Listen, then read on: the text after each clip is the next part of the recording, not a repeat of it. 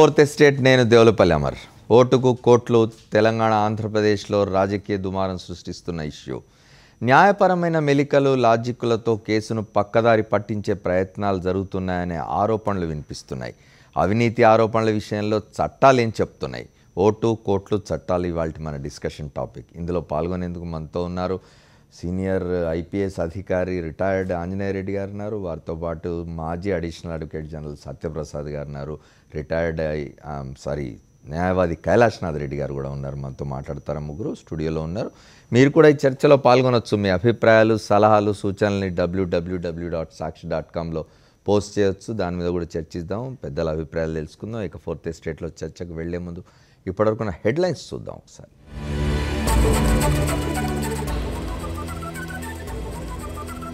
ఆధారాల పరిశీలన, డాక్యుమెంట్ల తయారీ, నిందితులకు ఇవ్వాల్సిన నోటీసులపై టీఎస్ఏసీబీ బిజీ.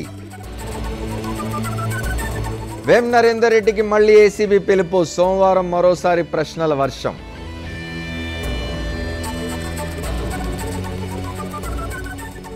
రాజ్నాథ్తో సుజనా చౌదరి భేటీ, ఫోన్లు ట్యాప్ చేస్తున్నారని ఫిర్యాదు.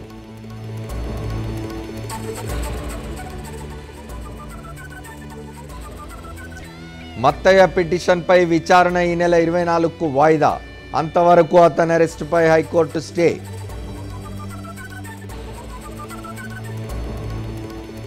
యువతికి ఆకతాయి వేధింపులు, కూకట్పల్లిలో చిత్కబాదిన జనం.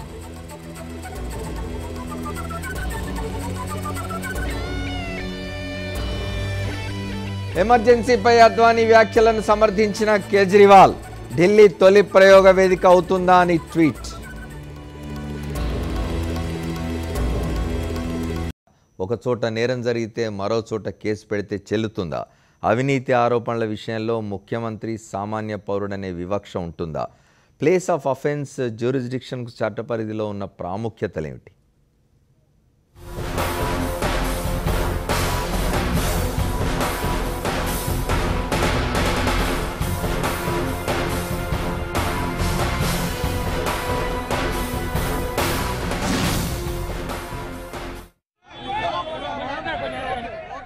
అనేక మలుపులు తిరుగుతున్న ఓటుకు కోట్లు వ్యవహారంలో ఇప్పుడు న్యాయపరమైన అంశాలు కూడా చర్చకు వస్తున్నాయి.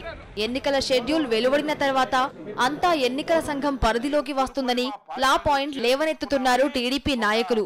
అసలు చంద్రబాబుకు నోటీసు ఇచ్చే అధికారం ఏసీబీకి లేనే లేదని ఏకంగా ఓ మంత్రే వ్యాఖ్యానించారు.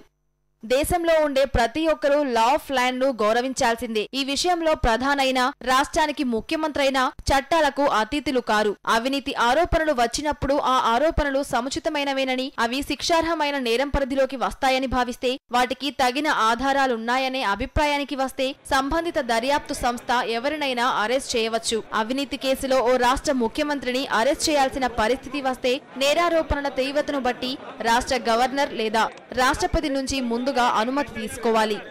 అండర్ సిఆర్పిసి వారికి క్రిస్టల్ క్లియర్ ఎవిడెన్స్ ఉంటే నోటీసులు ఇచ్చుకోవచ్చు. అది ముఖ్యమంత్రి అనేది క్వశ్చన్ రాదు. ఇది ఇక్కడ ఒక లా ఎన్ఫోర్సింగ్ ఏజెన్సీ, ఒక ఏజెన్సీ లైక్ ఏసీబీ సిఆర్పిసి కింద అది పనిచేస్తుంది. సిఆర్పిసి పరిధిలో వారు ఏది సబ్ అనుకుంటారో అది చేసేదానికి ముందుకు పోతారు. They are answerable.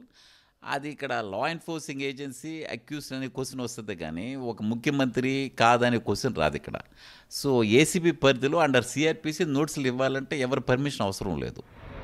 ఇక ఆంధ్రప్రదేశ్లో తెలంగాణ ముఖ్యమంత్రి కేసీఆర్ పై కేసులు పెట్టడం, వాటి దర్యాప్తునకు ప్రత్యేక దర్యాప్తు బృందాన్ని ఏర్పాటు చేయడం చట్టపరంగా చెల్లుబాటు కావనే వాదనలు గట్టిగా వినిపిస్తున్నాయి. ఇలాంటి సందర్భాల్లో ప్లేస్ ఆఫ్ అఫెన్స్ అనేది కీలకంగా మారుతుందనే అభిప్రాయాలు వ్యక్తమవుతున్నాయి. జనరల్గా ఒక ప్లేస్ ఆఫ్ అఫెన్స్ ఉంటే, ఇప్పుడు కేసీఆర్ గారు ట్యాపింగ్ చేశారు అంటే అది ప్లేస్ ఆఫ్ అఫెన్స్ వచ్చి హైదరాబాద్. సో ఆ కేసులు హైదరాబాద్లో కట్టించాల్సి వస్తుంది. అందుకని వేరే చోట కట్టించడం అది ఇట్స్ అగైన్స్ సిఆర్పిసి. బట్ హైదరాబాద్లో కేసులు కట్టించినప్పుడు అప్పుడు వారు ఆంధ్ర పోలీసులు ఇంకొక క్వశ్చన్ వేయచ్చు, మాకు ఇక్కడ తెలంగాణ పోలీసు మీద మాకు నమ్మకం లేదు కదని. దెన్ అప్పుడు బంతిని గవర్నర్ గారి కోర్టులోకి విసిరేవేయచ్చు, గవర్నర్ గారిని రిక్వెస్ట్ చేయొచ్చు, సెంట్రల్ ఏజెన్సీ చేత ఇన్వెస్టిగేషన్ తీసుకోమని చెప్పొచ్చు. ఎన్ఐఏ ఉంది, సిబిఐ ఉంది. అది సెకండరీ ఇష్యూ. బట్ కేసు అంటూ కట్టడం జరిగితే హైదరాబాద్లోనే కట్టాలా. ఏ కేసులోనైనా కోర్టు నుంచి ముందుగా అరెస్ట్ వారెంట్ తీసుకున్నా, ఛార్జ్ షీట్లు దాఖలు చేసినా ముందస్తు అనుమతులు, నోటీసులు లేకుండానే అరెస్ట్ చేయవచ్చు. ఓ నిందితుడి అరెస్టుకు సంబంధించి భారతీయ శిక్షా స్మృతిలో 41, 41A, 41B సెక్షన్లు మార్గదర్శకాలు సూచిస్తున్నాయి. దర్యాప్తు సంస్థకు ఈ రాష్ట్రం ఆ రాష్ట్రం అనే పరిధులు ఉండవు. నేరం ఏ ప్రాంతంలో జరిగిందనేదే ముఖ్యం. ఆ ప్రాంతంలో కేసును దర్యాప్తు చేస్తున్న సంస్థ దేశంలో ఎక్కడికెళ్లైనా నిందితులని అరెస్ట్ చేయవచ్చని చట్టాలు చెప్తున్నాయి. గత నెల 31వ తేదీన రేవంత్ రెడ్డి అరెస్ట్ అయిన దగ్గర నుంచి రాజకీయ దుమారం బాగానే రేగింది. చాలా చర్చ జరిగింది, రాజకీయపరమైన చర్చ చాలా జరిగింది. అయితే చట్టాలు ఏం చెప్తున్నాయి, న్యాయబద్ధంగా ఏం జరగాలి, అసలు ఈ పనులన్నీ చేస్తున్న వాళ్ళకి అధికారాలు ఉన్నాయా లేవా, ఈ అంశాల మీద మాట్లాడడానికి మనతో ఆంజనేయ రెడ్డి గారు ఉన్నారు, సీనియర్ పోలీస్ అధికారి, రిటైర్డ్ ఐపీఎస్. వారితో మాట్లాడదాం. సత్యప్రసాద్ గారు, కైలాష్ రెడ్డి గారు మాట్లాడదాం. వారితో మాట్లాడడం ఒక షార్ట్ బ్రేక్ తీసుకొని వచ్చేస్తాం.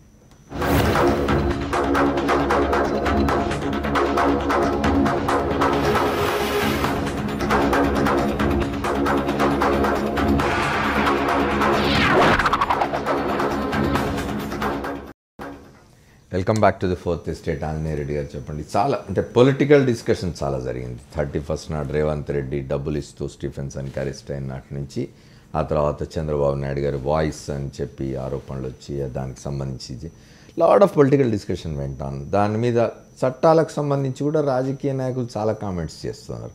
అసలు ఈ చట్టం ఏం చెప్తున్నారు? చట్టాల గురించి మాట్లాడుతున్నారు కానీ వాళ్ళు తెలియక చెప్తున్నారో లేకపోతే డెలిబరేట్గా మిస్లీడ్ చేయాలని చెప్తున్నారో నాకు తెలియదు. కానీ చాలా వరకు ఈ చట్టాల గురించి వాళ్ళు చెప్పేది కరెక్ట్ ఫ్యాక్ట్స్ కాదండి. ఇప్పుడు సెక్షన్ 8 ఉంది అంటారు. సెక్షన్ 8 క్లియర్గా ఉంది ఏ సిచ్యువేషన్లో గవర్నర్ ఇంటర్ఫియర్ కావచ్చు అని. And life is threatened, or liberty, or property, or government building సంబంధించిన డిస్ప్యూట్స్ వస్తే వీటిల్లో governor after consulting the Telangana chief minister and cabinet తీసుకొని ఈ కెన్ ఇంటర్ఫియర్, తర్వాత he can use his judgement whether he should go by the advice of the government or he should deal with the situation in his own అని క్లియర్గా section 8 ఉంది. దానికి ఇప్పుడు anti corruption కేసుకి సంబంధమే లేదు. So attention అంతా దీని మీద నుంచి డైవర్ట్ చేయడానికి దీన్ని తీసుకొచ్చారని చెప్పి నేను అనుకుంటున్నాను. ఇప్పుడు సెక్షన్ 8 తీసుకొచ్చి సరే ఇది డబ్బులు ఇవ్వడం, ఈ కేసును చేయడం కోసం సెక్షన్ 8ని తీసుకొచ్చారంటారు. కానీ అందులో కూడా వాళ్ళు 2-3 పాయింట్స్ చెప్తున్నారండి. ఒకటి, ఏసీబీకి జ్యూరిస్డిక్షన్ లేదు అనేది. ఎందుకంటే ఎన్నికలకు సంబంధించి ఒక ఓటు కొనుక్కోవడానికి చేస్తున్న బ్రైబ్ని ఏసీబీ ఎట్లా టేకప్ చేస్తుంది? నాకు తెలిసినంత వరకు ఏసీబీ వాళ్ళు మొదటే రిపోర్ట్ చేస్తుంటారు దీన్ని ఎలక్షన్ కమిషన్కి చేసి, ఇది క్రిమినల్ అఫెన్స్ ఉంది కాబట్టి criminal offence election commission jurisdiction. Suppose ఒక ఎలక్షన్ జరుగుతుంది అనుకోండి, అప్పుడు ఏదైనా ఒక మర్డర్ అవుతుంది, అప్పుడు ఎలక్షన్ కమిషన్ పర్మిషన్ తీసుకుని రిజిస్టర్ చేయాలన్నా కేసు, లేకపోతే ఏదైనా పెద్ద రైటింగ్ అవుతుంది, ఏదైనా గొడవ అవుతుంది, కొన్ని విషయాల్లోనే ఎలక్షన్ కమిషన్కి పోతాయి. కానీ ప్రతి ఒక్కటి వాళ్ళ ప్రకారం ఏ పోలీస్ ఆఫీసర్స్కి ఇన్హెరెంట్ జ్యూరిస్డిక్షన్ ఉంది సిఆర్పిస్ కింద. అందువల్ల కేసు రిజిస్టర్ చేయడం లేకపోతే యాంటీ కరప్షన్ ఏమైనా ప్రివెన్షన్ ఆఫ్ కరప్షన్ యాక్ట్కి సంబంధించిన కేసు ఇన్వెస్టిగేట్ చేయడానికి ఎలక్షన్ కమిషన్ పర్మిషన్ అవసరం లేదు. Certainly they should be kept informed. Mr Khan is a senior officer, I'm sure he would have kept them informed. అది ఇప్పుడు మామూలుగా ఏమిటంటే ఎన్నికలు వచ్చినాయంటే ఎన్నికల కోడ్ అమల్లోకి వచ్చింది అని అంటే మొత్తం అంతా ఎన్నికల కమిషన్ కంట్రోల్లో ఉంటుంది. గవర్నమెంట్, టోటల్ గవర్నమెంట్ అడ్మినిస్ట్రేషన్ అంతా కూడా అడ్మినిస్ట్రేషన్ కంట్రోల్లో రావచ్చు. అది statutory function of the police department. అది it cannot be non police organisations cannot control it, neither the governor, not the election commission, not the chief minister. Okay, ఇప్పుడు for example chief minister cannot direct the DG ACB you do this you do that అని. ఇది statutory functioning ఇది. అందువల్ల వీళ్ళు confuse అయిపోతూ ఉన్నారు. ఏదో governor chief minister చెప్తే చేస్తున్నారు, చీఫ్ మినిస్టర్ అంటే పరోక్షంగా ఏదన్నా చెప్తుండొచ్చు కానీ బట్ డైరెక్ట్గా under the law not even the chief minister can interfere with the investigation, the governor cannot interfere with the investigation, election commissioner also cannot interfere with the investigation. Only thing is they should have the knowledge about it. Yes, certainly they should be kept informed. They can ask for progress, ఏమవుతుందని తెలుసుకోవచ్చు, అయినా చేయొచ్చు. సత్యప్రసాద్ గారు చెప్పండి, ఇప్పుడు ఇంకొక situation, ఇప్పుడు ఇక్కడ తెలంగాణలో ఆంధ్రప్రదేశ్ ముఖ్యమంత్రి మీద లేదా ఆంధ్రప్రదేశ్ ముఖ్యమంత్రికి సంబంధించిన పార్టీకి సంబంధించిన ఫంక్షనరీస్ మీద కేసులు పెడుతున్నారని చెప్పి ఆంధ్రాలో ఇక్కడ తెలంగాణ ముఖ్యమంత్రి మీద కేసులు పెడుతున్నారు. ఇది ఎట్లా ఇది అంటే ప్లేస్ ఆఫ్ అఫెన్స్ అనే ఓ మాట పదే పదే వస్తుంది దీని గురించి మాట్లాడాలి. క్రిమినల్ ప్రాసిక్యూషన్కి place of offence is very important. Okay, అది ఎక్కడ అఫెన్స్ జరిగింది అనే దాన్ని బట్టి జ్యూడిక్షన్ వస్తుంది. ఆ concern police station, concern court, ఆ టెరిటోరియల్ జ్యూడిక్షన్స్. అంతే తప్ప సపోజ్ చంద్రబాబు నాయుడు గారి మీద ఆంధ్రప్రదేశ్ ఏరియాలో ఆయన ఇక్కడ ఉండి అఫెన్స్ ఇక్కడ జరిగి అక్కడ కేసు పెడితే అది చెల్లదు. అదేవిధంగా కేసీఆర్ మీద అక్కడెక్కడెక్కడో కేసులు పెట్టి ఇన్సిడెంట్ ఎక్కడ జరిగి ఉంటే అది కరెక్ట్ కాదు. ఎక్కడ అఫెన్స్ జరిగిందో that would be the basis for prosecuting any person. అక్కడున్న లోకల్ పోలీస్కి, లోకల్ అథారిటీస్కి అథారిటీ ఉంటుంది. They can investigate. ఇప్పుడు జరుగుతున్న ఒక ప్రచారం ఏంటంటే అసలు ఈ జ్యూడిక్షన్ లేకుండా నడుస్తుంది, అసలు ఏసీబీకి అసలు ఏ రకమైన అధికారం లేదు అనేది ఒక రకమైన ప్రచారం జరుగుతుంది. నా దృష్టిలో ఆ ప్రచారం డెలిబరేట్ ప్రచారం. డెఫినెట్గా ఏసీబీకి ఇక్కడ జరిగిన ఇన్సిడెంట్లో వాళ్ళకే జ్యూడిక్షన్ ఉంది. They can investigate and nobody can prevent them from doing that, even election commission also according to me. ఇప్పుడు ప్లేస్ ఆఫ్ అఫెన్స్ అనేది వచ్చినప్పుడు 85 కేసులు దాదాపు తెలంగాణ ముఖ్యమంత్రి మీద ఆంధ్రప్రదేశ్లో పెట్టారు. ఇప్పుడు ఆ కేసులన్నీ రేపు ఇక్కడికి ట్రాన్స్ఫర్ చేయాల్సి వస్తుంది. ఏం జరుగుతుంది? ట్రాన్స్ఫర్ అంటే సపోజ్ ఎవరైతే ఆ కేసులు ఫేస్ చేస్తున్నారో వాళ్ళు they can challenge those cases prosecuting him.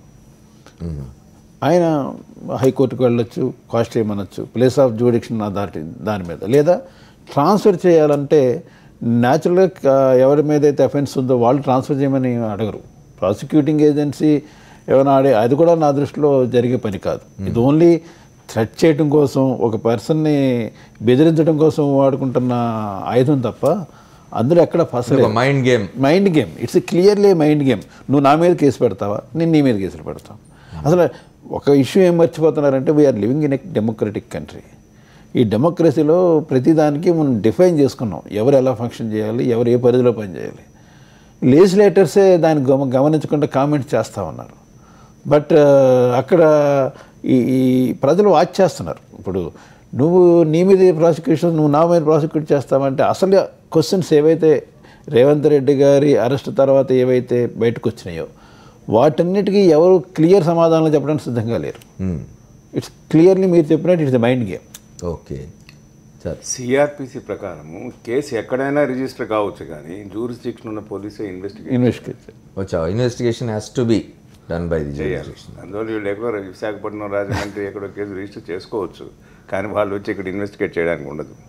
Local పోలీస్కే transfer చేయాల్సి వస్తుంది ఇన్వెస్టిగేషన్. ఓకే సార్, ఇంకో చిన్న ఇదండి. ఇప్పుడు ఇందులో ఈ పర్టికులర్ కేసులో A4 ఎవరైతే ఉన్నాడో ఒక అతను మత్తయ్య అని ఒక A4 ఉన్నాడు, అతను he's in other state.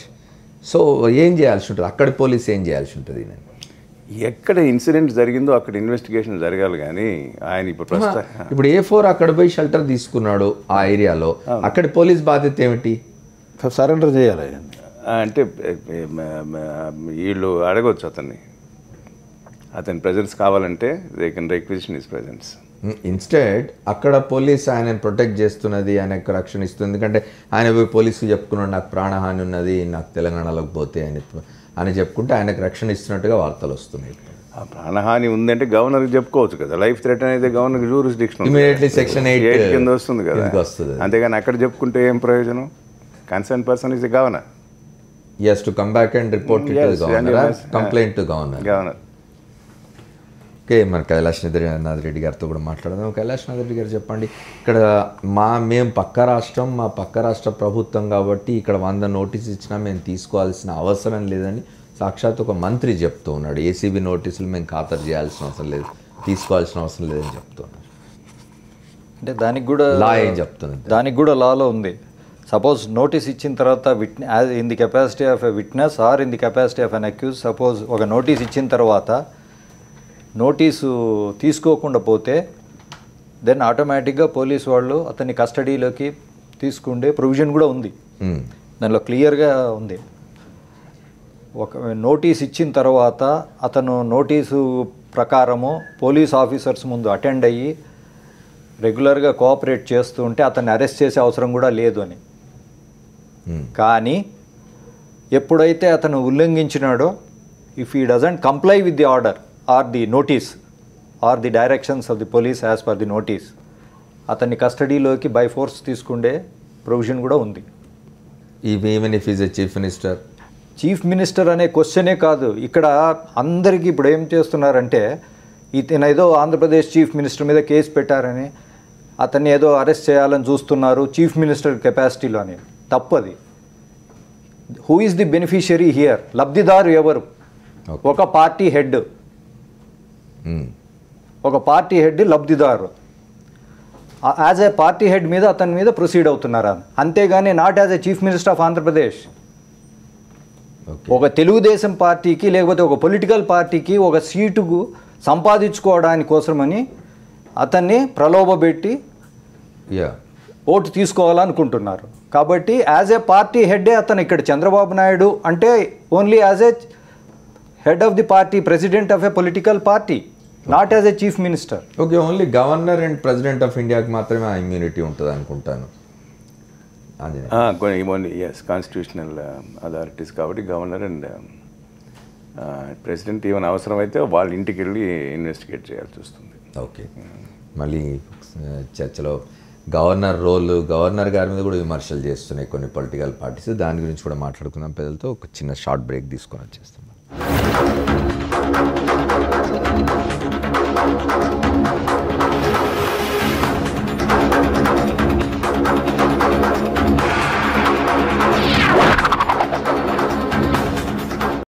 Welcome back to the fourth estate. మనం ఓట్లు కోట్ల విషయంలో చట్టాలు ఏం చెప్తున్నాయి అనేది మాట్లాడుకుంటున్నాం. ఆంజనేయ రెడ్డి గారు, చట్టాల గురించి మాట్లాడుకుంటున్న క్రమంలో రాజ్యాంగానికి సంబంధించిన సంక్షోభం కూడా ఏర్పడుతుందేమో అనే ఒక అభిప్రాయం మామూలు కామన్ పీపుల్లో.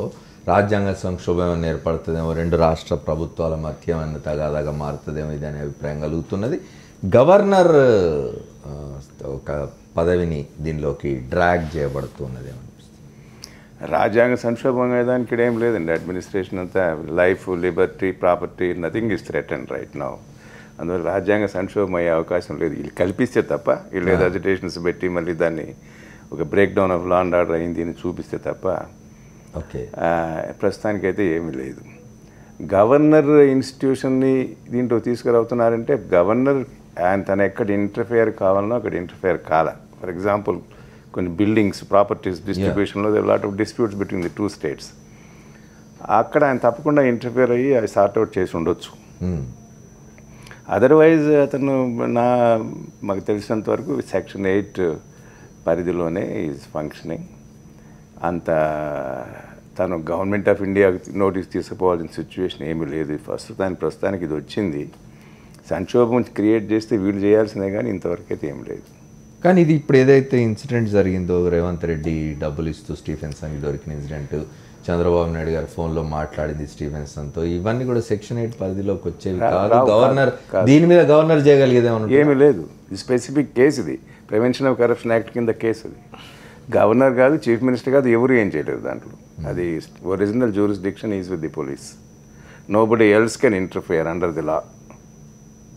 ఓకే, అది సిచ్యువేషన్. మీరేం చెప్తారు?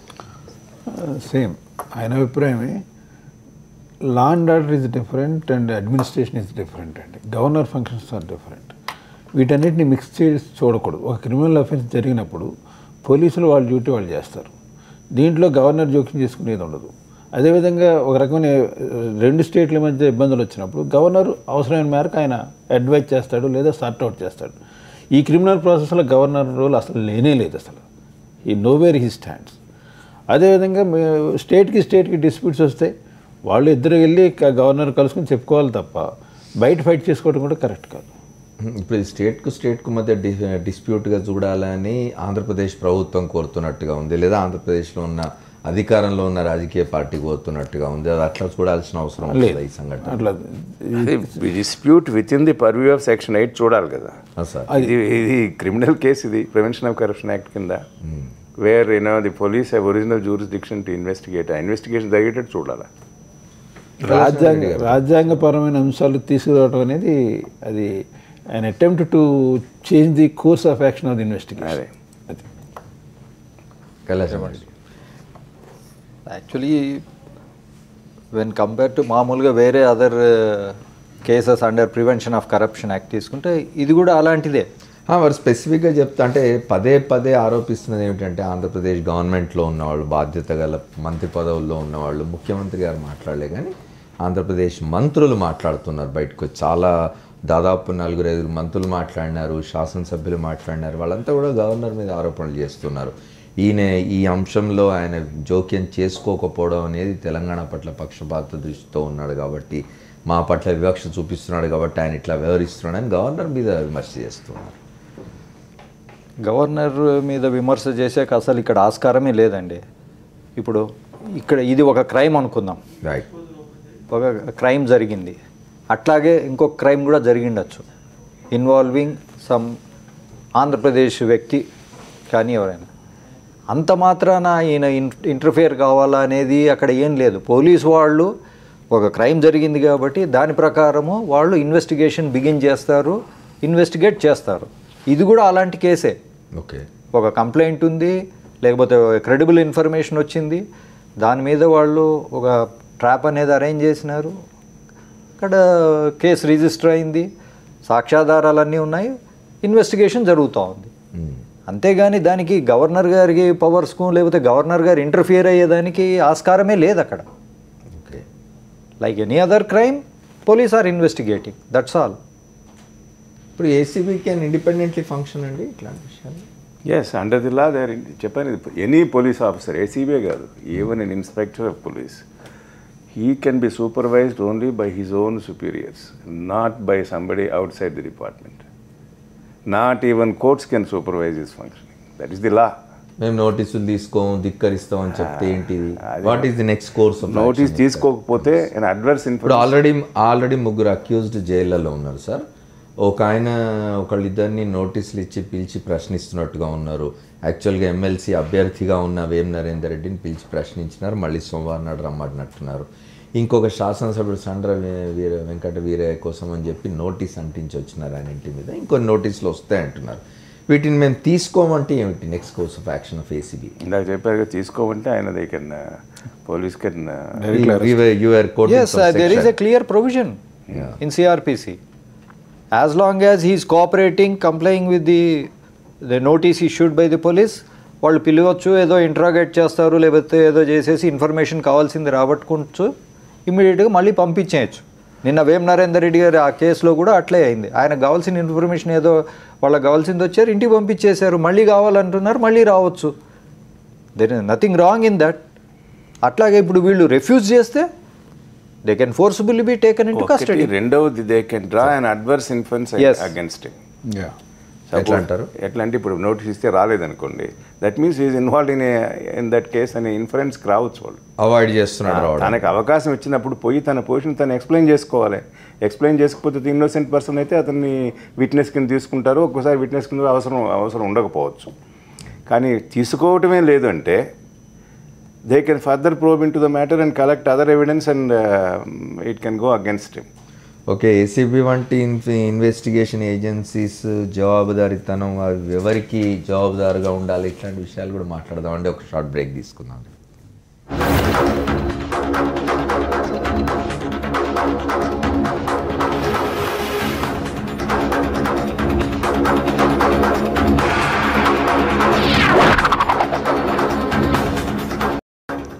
Welcome back to the fourth estate. చర్చలోకి మళ్ళీ వద్దాం. ఆంజనేయ రెడ్డి గారు చెప్పండి, ఏసీబీ, సిబిఐ, ఎన్ఐఏ ఇట్లాంటి ఇన్వెస్టిగేటింగ్ ఏజెన్సీస్ చాలా ఉన్నాయి మనకు రాష్ట్ర స్థాయిలో, జాతీయ స్థాయిలో.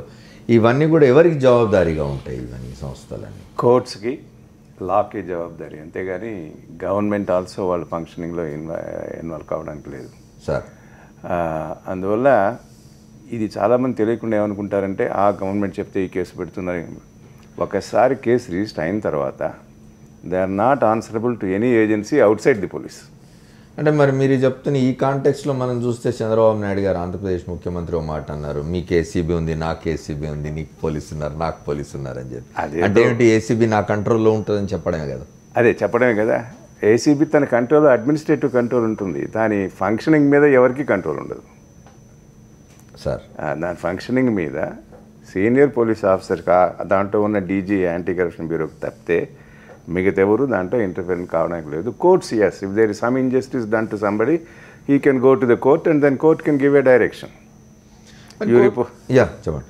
ఈ మధ్య కొన్ని కేసులు చెప్తున్నారు మాకే రిపోర్ట్ చేయండి, మీరు గవర్నమెంట్కి రిపోర్ట్ చేయొద్దు, అవును. సుప్రీంకోర్టు కొన్నిట్లు చెప్పింది. అది కూడా కరెక్ట్ కాదు. అయినా కూడా కోర్ట్స్ డైరెక్షన్స్ ఇస్తారు అప్పుడప్పుడు. అంతేగాని they can't report to the chief minister or to the governor. Okay. ఇద్దరికీ దాంట్లో ఇంటర్ఫేర్ కావడానికి లీగల్గా. అంటే ఇట్లాంటి ప్రత్యేక పరిస్థితుల్లో ఇవాళ హైదరాబాద్ 2 రాష్ట్రాలకు ఉమ్మడి రాజధానిగా ఉంది. ఉమ్మడి రాజధానిగా ఉన్న చోట 2 రాష్ట్ర ప్రభుత్వాలు ఫంక్షన్ చేస్తున్నాయి కాబట్టి ఏమన్నా ఇక్కడ ఫంక్షన్ చేస్తున్న ఈ ఏజెన్సీస్ అన్నీ ఏమైనా గవర్నర్కి రిపోర్ట్ చేయాలి, అట్లా ఏమైనా ఉంటుందా?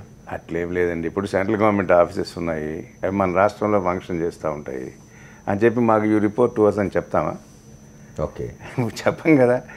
ఒక రాష్ట్రం, ఇప్పుడు రాష్ట్రం ఏర్పడింది, తెలంగాణ స్టేట్ ఏర్పడింది, Hyderabad is part of Telangana. So jurisdiction west with Hyderabad police. అంతేగాని నేను ఆంధ్రప్రదేశ్ నుంచి ఒక పోలీస్ ఫోర్స్ తీసుకొచ్చి ఇక్కడ ఒక పోలీస్ స్టేషన్ పెట్టుకుంటా అంటే ఎట్లా పెడతారు మీరు? That is what ministers are saying అండి. ఇక్కడ పోలీస్ స్టేషన్లు పెట్టుకుంటాం, మా రక్షణ మేమే చూసుకుంటాం, మా పార్టీ ఆఫీసులు, మా ప్రభుత్వ కార్యాలయాలు, మాకు ఇక్కడ 45 ప్లటూన్ల పోలీసులు ఉన్నారు, ఇంకా తీసుకొస్తాం. రక్షణ చూసుకుంటామంటే మీరు సెక్యూరిటీ పెట్టుకోవచ్చు, దేంతో పోలీస్తో కాదు, సెక్యూరిటీ ఫోర్స్ లేకుండా మీరు ఆఫీస్ సెక్యూరిటీ పెట్టుకోవచ్చు. కానీ ఫిలిం స్టార్లు సెలబ్రిటీలు పెట్టుకున్నట్టు బౌన్సర్లను పెట్టుకోవచ్చు. కానీ అంటే బౌన్సర్స్ అని కాదు, ప్రాక్సిమేట్ సెక్యూరిటీ ఉంటుంది కదా సార్. అంటే ఇప్పుడు లైక్ ఎస్పీజీ, ప్రైమ్ మినిస్టర్ ఏ స్టేట్ పోయినా ఎస్పీజీ వాళ్ళు పోతారు. కానీ out side law and order police మాత్రం ఆ స్టేట్ లోకల్ వాళ్ళే చూడాల్సి వస్తుంది. అంతేగాని ఇక్కడ చీఫ్ మినిస్టర్ ఇంటి చుట్టూ మేము ఆంధ్రప్రదేశ్ పోలీసుని పెడతామంటే అది it's not stipulated in the law at all. అది రాజ్యాంగపరమైన తప్పండి. తప్పది. రాజ్యాంగపరంగానే హైదరాబాద్ అనేది తెలంగాణ రాష్ట్రంలో ఒక భాగం సార్. ఆ రాష్ట్రంలో లా అండ్ ఆర్డర్ చూడాల్సిన బాధ్యత లేదా విఐపీని రక్షించాల్సిన బాధ్యత ఆ రాష్ట్ర పోలీసులది. వాళ్ళు చూసుకుంటారు తప్ప ఆంధ్రప్రదేశ్ పోలీసులు వచ్చి ఇక్కడ తీసుకొస్తాను లేదా పోలీస్ స్టేషన్ పెడతాను అనేది అసలు క్లియర్గా చెప్పాలంటే ఒక రాజ్యాంగ సంక్షోభం క్రియేట్ చేయడానికి చూస్తున్నట్టు అనిపిస్తుంది. ఇప్పుడు బయట వాతావరణం, బయట వాళ్ళు రెండు వైపుల నుంచి వస్తున్న ప్రకటనలు, రాజకీయ నాయకులు మాట్లాడుతున్న మాటలు చూస్తే మామూలు ప్రజల్లో వస్తున్న అభిప్రాయం ఏంటంటే ఇది ఒక రాజ్యాంగ సంక్షోభానికి దారి తీస్తున్నదేమో అనిపిస్తుంది. అట్లాంటి సంక్షోభానికి దారి తీసే ప్రమాదం కానీ అవకాశం కానీ ఉందా అని మిమ్మల్ని పెద్దలు అదే. ఇప్పుడు మినిస్టర్స్ కూడా ఏం చేయాలంటే అడ్వకేట్ జనరల్ని, తర్వాత పబ్లిక్ ప్రాసిక్యూటర్ని పిలిచి ముందు లా ఏమిటని క్లియర్గా తెలుసుకొని స్టేట్మెంట్స్ ఇస్తే బాగుంటుంది. కానీ ఈ విధంగా చెప్తా పోతే కన్ఫ్యూజన్ క్రియేట్ అయిపోతుంది ప్రజల్లో, అయిపోయి అనవసరమైన వైషమ్యాలన్నీ ఏర్పడతాయి. గవర్నమెంట్లో మీడియా అడ్వైజర్ స్థాయిలో ఉన్న వ్యక్తి పక్క ప్రభుత్వం అంతు చూస్తాను, లోతులు చూస్తాను మాట్లాడుతున్న సందర్భాలు కూడా ఉన్నాయి. అదే ఇవన్నీ పొలిటికల్ స్పీచెస్ పనికి వస్తాయి కానీ they have no legal force of law at all. ఇప్పుడు నిన్న ఒక ఆయన మాట్లాడుతూ, అంటే మన రాజ్యాంగం మీద నమ్మకం ఉంటే నిన్న ఒక ఆయన మాట్లాడుతూ గవర్నర్ని గంగిరెద్దు అన్నాడు. అది చిన్న విషయం కాదు, constitutional head to our state. ఆయన పట్టుకుని గంగిరెద్దు అని అన్నారంటే ఏమైనా విచక్షణతో మాట్లాడుతున్నారు? అసలు ఈ దేశంలో ఉన్న ఈ ఫంక్షన్స్ మీద, ఇన్స్టిట్యూషన్స్ మీద ఏమైనా నమ్మకం ఉందా? Very unfortunate yesterday's comment. ఇప్పుడు నేను చూస్తున్నాను అక్కడ గవర్నర్ కనుక బాధపడి ఉంటే నేను వెనక్కి తీసుకుంటున్నానని. It's out and out unfortunate comment against the head of the state. These tendencies not at all acceptable అండి. కానీ ఒకటి ఆంజనేయ రెడ్డి గారు, అంటే you have been in the government service and you have been seeing the chief ministers and governments, several governments. Telugu Desam ప్రభుత్వం ఉన్న కాలంలో గవర్నర్ల వ్యవస్థకు తెలుగుదేశం ప్రభుత్వానికి మధ్య ఈ సంఘర్షణ చాలా సందర్భాల్లో జరుగుతుంది. అవును, మొదటి నుంచి గవర్నర్ ఆఫీసే అవసరం లేదని అసలు ఎన్టీ రామారావు గారు అయితే గవర్నర్ల వ్యవస్థ రద్దు చేయాలంటే అది వేరే, అది కాన్స్టిట్యూషనల్ ఇష్యూ, అది వేరే హైయర్ లెవెల్ డిబేట్ చేసుకోండి. గవర్నర్ అట్లయితే నా ఉద్దేశంలో, నా పర్సనల్ ఒపీనియన్, కౌన్సిలే అవసరం లేదు. ఎందుకు తీసుకొచ్చారు? ఎన్టీ రామారావు గారు అబాలిష్ చేశారు ఆ రోజుల్లో. అబాలిష్ చేసిన దాన్ని మళ్ళీ రివైవ్ చేసి మళ్ళీ ప్రాబ్లమ్స్ అన్ని సృష్టించుకున్నారు. కౌన్సిల్తో ఏం పని అండి? లెజిస్లేటివ్ కౌన్సిల్తో అవసరం లేదు. ఇప్పటికైనా దాన్ని అబాలిష్ చేసుకోవడమే మంచిది. అది ఆ లెవెల్ వేరు, కాన్స్టిట్యూషనల్ డిస్కషన్స్ ఉండడం అది మంచిదే. Let there be some discussion. గవర్నర్ల వ్యవస్థ అవసరమా లేదా అనేది వేరే. కానీ గవర్నర్ వ్యవస్థ ఉన్నప్పుడు, కాన్స్టిట్యూషనల్ అథారిటీ ఉన్నప్పుడు దాన్ని మనం గౌరవించాల్సిన అవసరం ఉంది. దాని ఈ పరిధి ఏమిటి, దాని పవర్స్ ఏమిటి అర్థం చేసుకొని మనం బిహేవ్ చేయాల్సిన అవసరం ఉంది. అంతేగాని వాళ్ళు తప్పుగా చెడ్డగా తూలనాడినట్టు మాట్లాడితే మంచిది కాదు. ఓకే, కైలాస్ నాథ్ రెడ్డి గారు మీరు చెప్పండి, ఇప్పుడు ఈ పర్టికులర్ కేసులోకి వచ్చినప్పుడు మత్తయ్య అని ఒక అక్యూజ్ నెంబర్ 4 ఉన్నాడు. అతని ఇవాళ కోర్టు చెప్పింది అతన్ని అరెస్ట్ చేయొద్దు అని. అట్లా అది ఏసీబీ దాన్ని ఎట్లా తీసుకోవాలి? ఇప్పుడు అది డైరెక్షన్ బట్టి కోర్టు డైరెక్షన్ ఏమంటే అది ఓన్లీ ఇంటరిమ్ ఆర్డర్. ఎంతవరకు ఈ రెస్పాండెంట్ ఏసీబీకి కౌంటర్ ఫైల్ చేయమని టైం ఇచ్చారు. అంతవరకు ఎట్లాంటి తొందర పడద్దండి, అరెస్ట్ చేయొద్దండి అని. అంతవరకే రిలీఫ్. కానీ అది రిలీఫ్ మొత్తము టోటల్గా కేసు పెండింగ్ ఉన్నంత కాలము, ఇన్వెస్టిగేషన్ జరిగేంత కాలము నాట్ టు అరెస్ట్ అనే ఆర్డర్ కాదు అది. It is only an interim order. ఈ 24వ తేదీ వరకు వాళ్ళకు టైం ఇచ్చారు కౌంటర్ ఫైల్ చేయమని. అంతవరకు అరెస్ట్ చేయొద్దండి అన్నారు, అంతే. కానీ అది కూడా కరెక్టా మీ దృష్టిలో? అంటే చూసుకుంటే అట్లా ఇన్వెస్టిగేషన్ ఒక రకంగా ఇంట్రడిక్ట్ చేసినట్టే అది. ఏమండి ఆ రకమైన డైరెక్షన్ ఇచ్చి అరెస్ట్ చేయొద్దు అని అంటే కోర్టు డైరెక్షన్ కావచ్చు. కానీ నా అభిప్రాయం ఏంటంటే ఇన్వెస్టిగేషన్ ప్రాసెస్ను ఇంట్రడిక్ట్ చేసినట్టే అది. ఆ మేరకు ఇన్వెస్టిగేషన్ డిలే అవుతుంది. ఏమంటారా? అంటే ఇప్పుడు ఒక వర్డ్ యూజ్ చేయొచ్చు అక్కడ, బ్యాలెన్స్ ఆఫ్ కన్వీనియన్స్ అంటారు.